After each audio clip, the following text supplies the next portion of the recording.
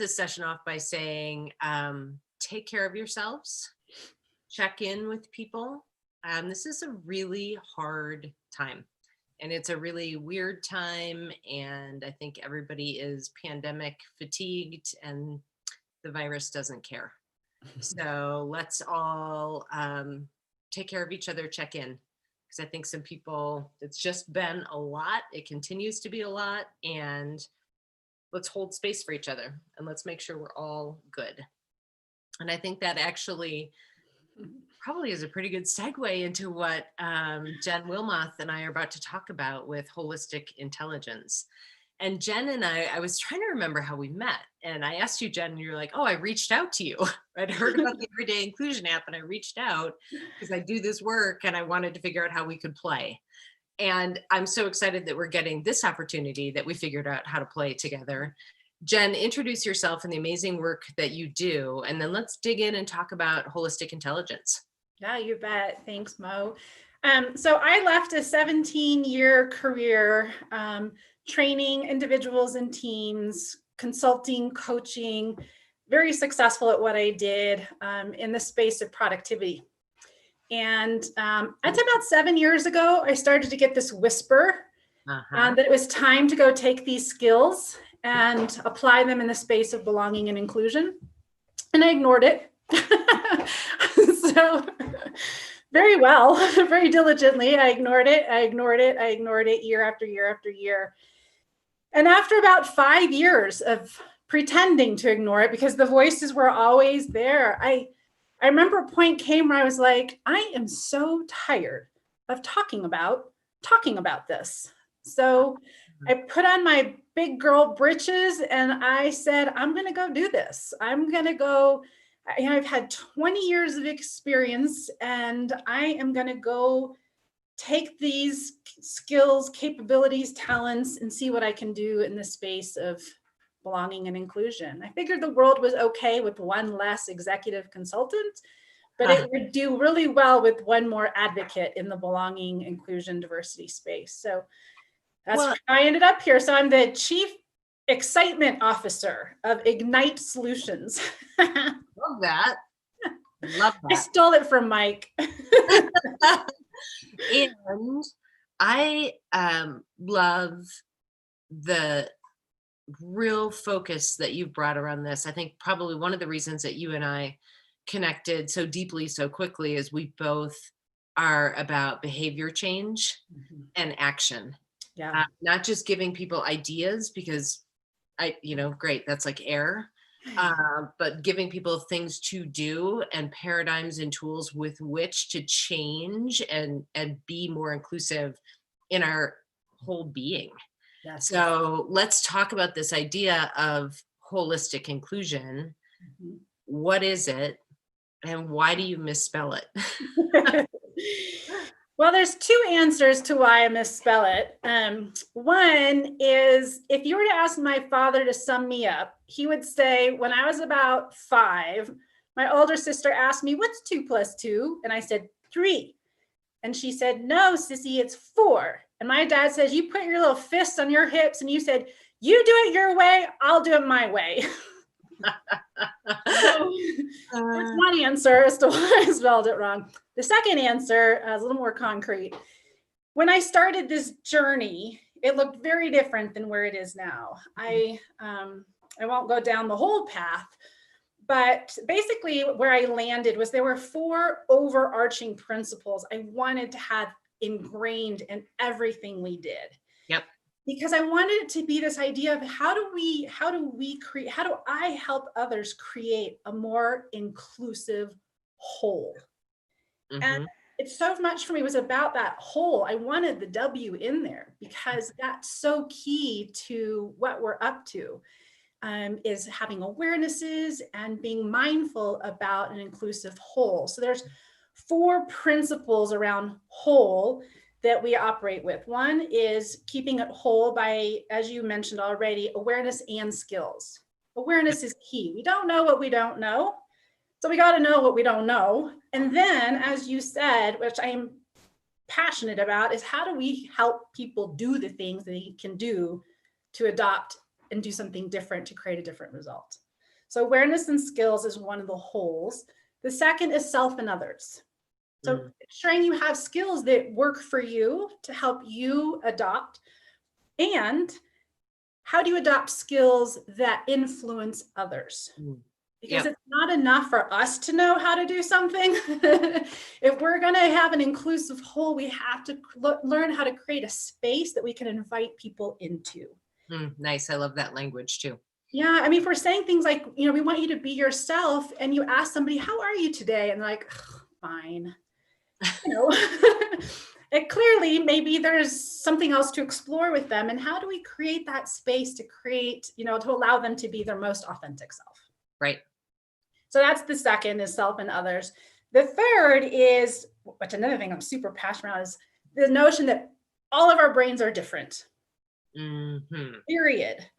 And there's a right. Full stop. All of our brains are different. Full stop. So, you know, it's this idea that all of our brains have different strengths. And I'm not even, you know, let's pretend like we're not talking about any specific diagnosis. All of our brains have strengths. Some of us are strategy thinkers. Some of us are tactical thinkers. Some of us are doers. Some of us think better in the morning. Some of us think better in the afternoon. Some of us think better at night. Some of us have incredible memories. Some of us have horrible short-term, but good long-term. Some of us have great long-term, can't remember what we wore yesterday. You know, so there's all these differences that we have. And that includes ADHD, dyslexia, and just different brains. It's all of us. We all have different brains. And so I just love how much we're learning about that. It feels like the Wild West. Neuroscience to me. Do you know, like, I feel like every time, like every year we understand new terrain. Yeah. And that's the perfect segue. Because the third thing, it's interesting, we're learning so much, but in some ways we're really just catching up to esoteric wisdom, philosophies, and religions that have been around for centuries. Leads me to my fourth whole, is we have multiple brains. So here's my spoiler alert. You, me, we all humans have 3 brains, according to neuroscientists. This isn't Jenn Wilmoth, this is neuroscientists. We have a head brain, we have a heart brain, and we have a gut brain. And this is like for reals, like not rhetorical. Like right. It's not just like Jenn decided that this framework. So and what I find that when you and I started having this conversation, I was like, oh my gosh, we've always said as parents, you know, when the kids were little, we'd say, listen to your head, your heart, and your gut. Like, they're all telling you something. And I've always, you know, when I've made a mistake that, you know, or had a failure or made some sort of decision that didn't turn out, it was because I did not listen to one of those 3. I heard it. I didn't listen to it. Tell us the science behind this. Yeah, so it's interesting because I wrote down all these notes to share and convince people about this. And here's what I've opted to. I'm going to spare you that, and you're welcome. But here's the reality, is just what you said, Mo. It happens for all of us. We've had experiences where maybe a split, really important decision had to be made, and you're like, oh my God, I made the right decision and it went really well.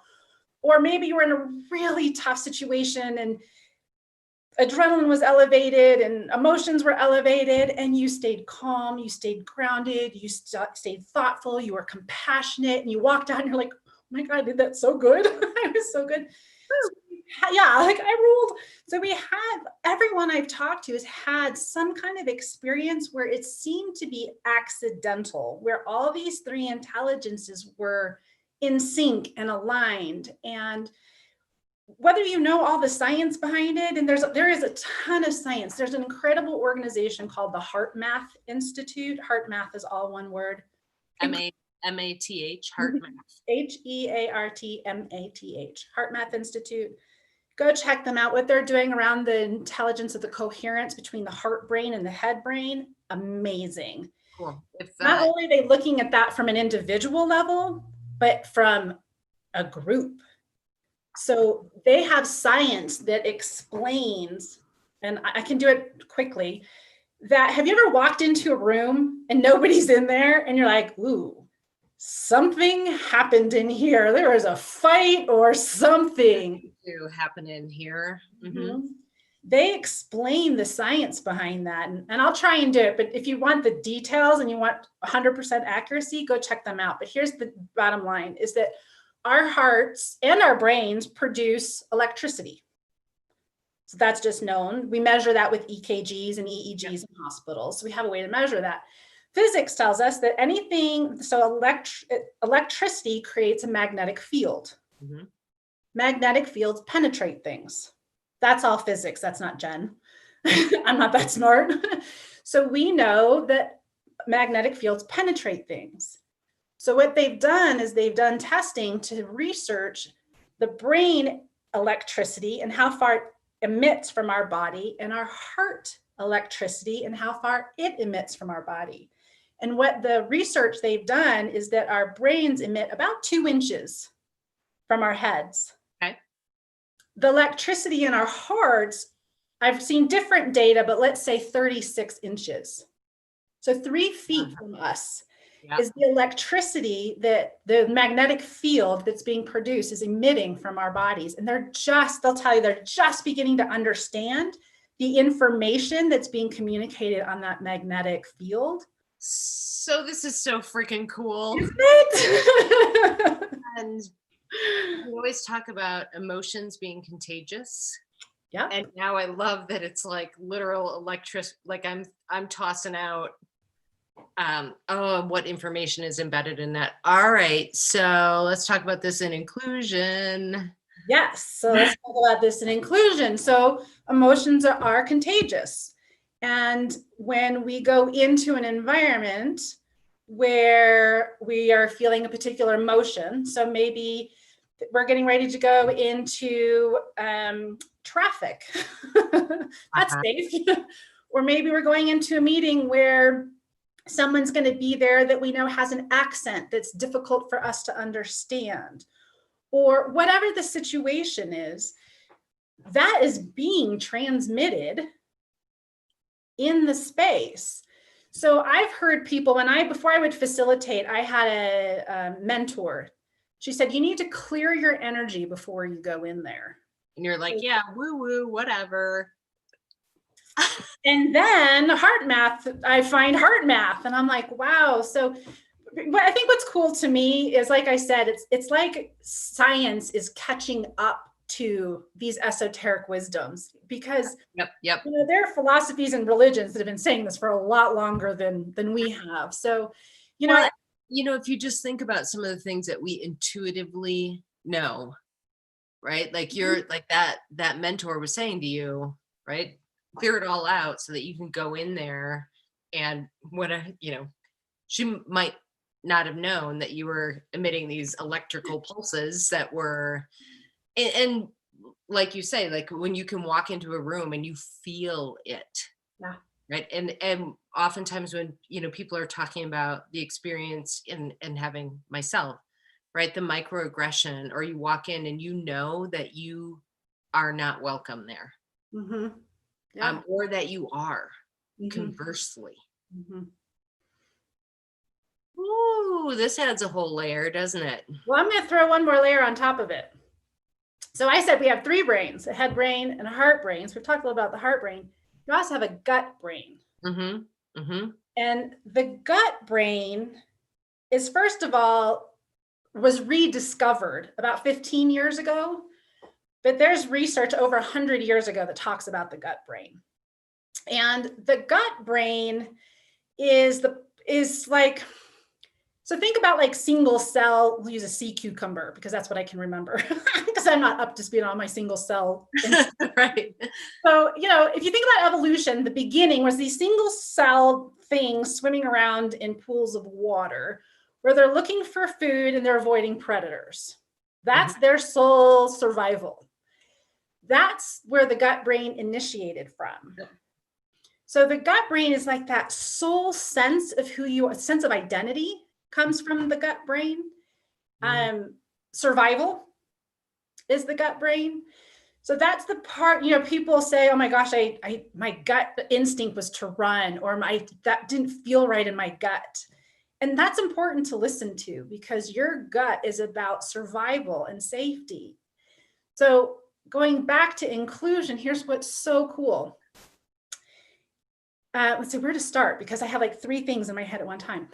So one cool thing. And I have like 12 questions. All right. So one cool thing, there's called the vagus nerve that runs from our brain to our heart to our gut.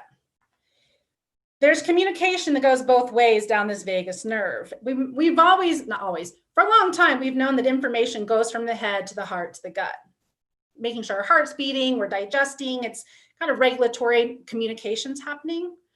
What is less known is that 90% of the communication in the vagus nerve is up, from the gut to the heart to the head. So there's actually more communication happening from the heart to the head than the head to the heart.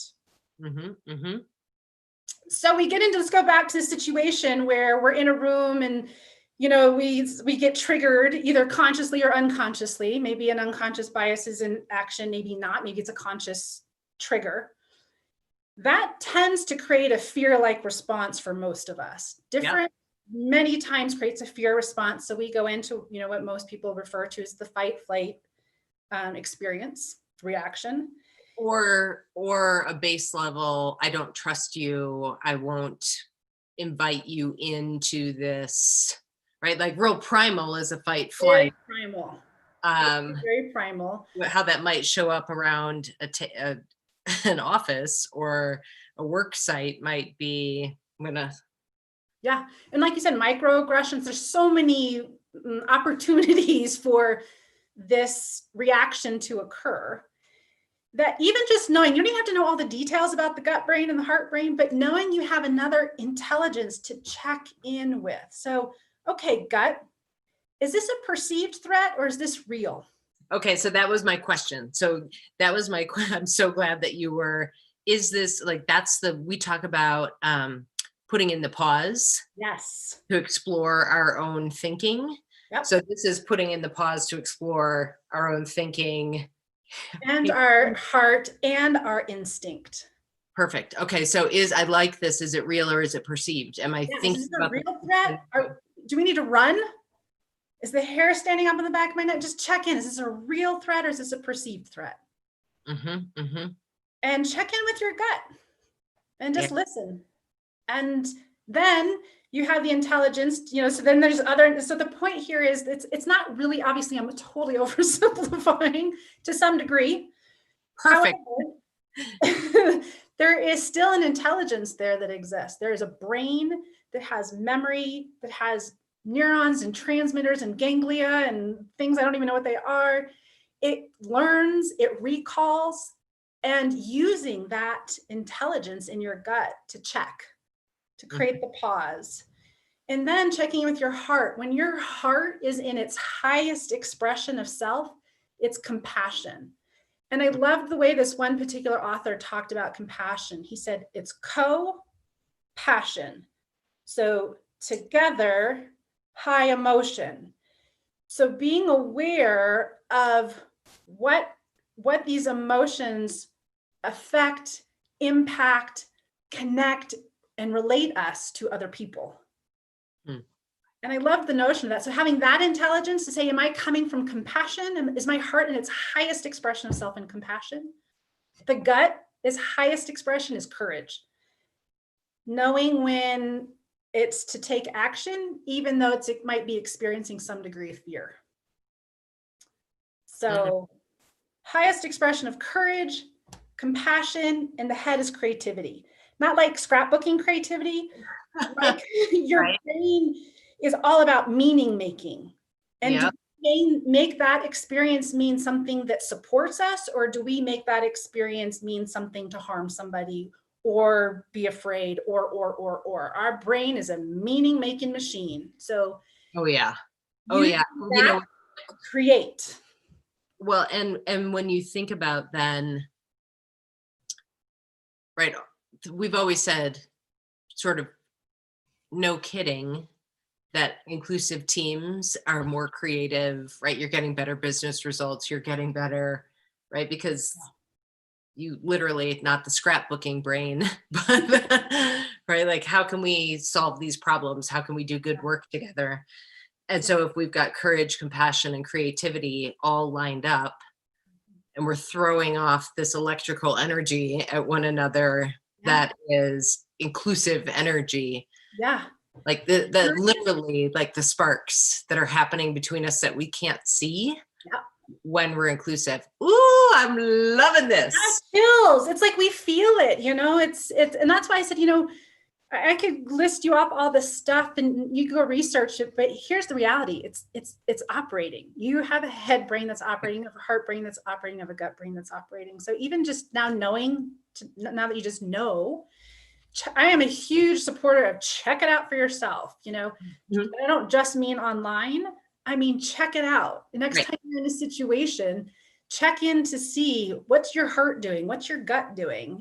You started off by saying how many times have you made a decision and you're like, ugh, you didn't say this, but I'm interpreting. I should have listened to my heart, or I should have trusted my gut. If you listen to our language, Quality is there. it's already there. We talk about, we ask them, someone says, what should I do? It's like, make a list of pros and cons. That's head. What does your heart say? How does it feel? What's the instinct? What does your gut say? That's all our language that we use day to day, validating. All right, so then I'm always thinking about how we shift the conversation from intent to impact. Okay. So if we're just focusing on, oh, well, they didn't really mean that, right? It's always the underrepresented that are feeling the impact of that. So it doesn't matter what your intent was. What matters is your impact. Yeah. So how do I think about these three intelligence that I have, and this powerful triad, right? And how do I line that up in a way that I'm aware of the impact that I'm having, the energy that I'm throwing off? I love that you said, like, is this perceived threat real? I think that is such a good one. Yeah. For interrupting our unconscious bias. Yep. Yeah. Um, That's using the gut. So let me just talk a little bit about how to use the brain. I mean, the heart, like your heart brain versus Yep. your head brain. So we talked about going to fight, flight, without getting too technical about our brain. That's a part in our brain that a lot of people refer to as the reptilian brain. mhm. So when we get into those areas, we're typically in our reptilian brain. If we can get into the front creative part of our brain, the neocortex, that's where we create empathy from. That's where we invite honoring of differences. That's where you cannot create inclusion if you're in fight, flight, if you're in the reptilian part of your brain. Very difficult. So what's super cool is you can use, when you're in this back part of your brain, you can actually use your heart intelligence to affect your head brain. Yeah. Okay. So 3 simple things. 1, first, move your breathing into your chest area. And I don't mean like yoga. I mean, just the point of that is to move your awareness from out here to here. Yep. So just focus your breathing here. Second thing to do is just slow it down a little bit. Slow the breath down. You don't have to even close your eyes. You could be in a board meeting with the most executive people doing this. So, just slow. And if you're driving, it's really helpful and you don't have to close your eyes. So just slow your breathing down. And that just lets the fight, flight, reptilian part of your brain go, okay, maybe she is safe. Mm-hmm. Maybe there isn't as much to worry about as I thought. Yep. So it just calms that part, just calm down a little. I think, like, we could solve so many problems in the world if we all just took throughout the day a couple deep mindful breaths. I agree. It's just, so that's the second thing. So move your awareness from outside to in here, breathe in the chest. 2, slow it down a little bit. The third thing is super easy. It's just imagine feeling. So we want to feel something positive. Feel what it's like to hold your child or your grandbaby. Feel what it's like to pet your dog. Feel what it's like to have an impact in the world with what you're doing. Feel and not think about. Yep. This is a big distinction. You don't want to think about, you want to feel it. What does it do to your heart rate? What does it do to your skin? What does it do to the chills up and down your spine? What does it do to your heart? And if by feeling that sense of kindness, caring, and compassion, it will move you towards this front part of your brain. So it's a way to use your heart intelligence to affect your head brain. Yep. And then I can have some of, right? I can ask some of those questions. Yes. That allows you to be curious. Tell me more about that. Help me understand. But if you're in here, that's not really likely. Yeah, we talk about curiosity as your inclusion superpower. Yes. Right? Pulling you there. What else could be true about this person, this situation, this decision? Who else should be here? Why am I reacting this way? Yeah. Oh, I love this so much.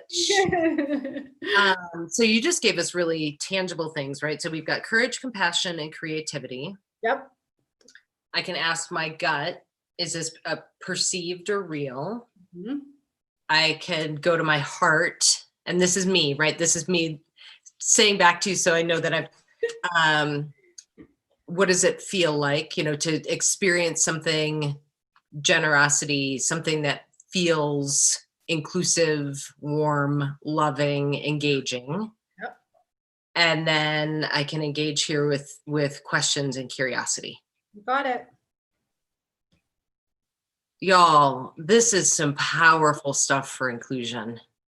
And that's the other thing that you and I've talked about is, to create inclusion doesn't have to be this outrageous thing. Like, we talk about microaggressions, but micro affirmations. Yes. Huge headwinds and tailwinds, right? And if the micro affirmations and literally walking in and thinking about from a full body perspective, how am I impacting the feeling of inclusion in this room? Because I'm actually admitting. Yeah. So cool. Okay. I feel like we could talk forever. Yes. Hit me with the last truth bomb. Oh, the last truth bomb. Well, you said it so well yourself, so I'm just going to reiterate because I think it's so powerful, is recognizing that you have these multiple intelligences and use them all. Use them all. There's so much more I could say about that, but I would just say, try it on and use them all and see what you create. Check it out for yourself. And take those deep mindful breaths. Yes. 1, 2, 3. 1, move awareness to your chest. 2, just breathe slower. Doesn't even have to be deep breaths, just slower. So it's not that panic fear, it's just freaking out. Everything's good. And then, yes, that kindness, caring, and compassion. Feel it, really feel it in your body. See what it does. Check it out for yourself. Let us know. I love it, and try it on. Y'all make sure that you are connected with Jenn here on all the social platforms. Your website is ignitesolutionco.com. Awesome. Yes. Thank you. I have so much to think about. Wow. And here's my invitation. Yes, there's a lot to think about, but try it out. Yeah, just try it, right? Like, because don't think about it, just try it out. Go Google it if you want. Get out of here. Yes, go check it out. Thank you, Mo. Thank you. And now I understand why you use the W in holistic. Yay! It's just not because I'm a stubborn 4-year-old. I'll see you next week. Thanks, Mo.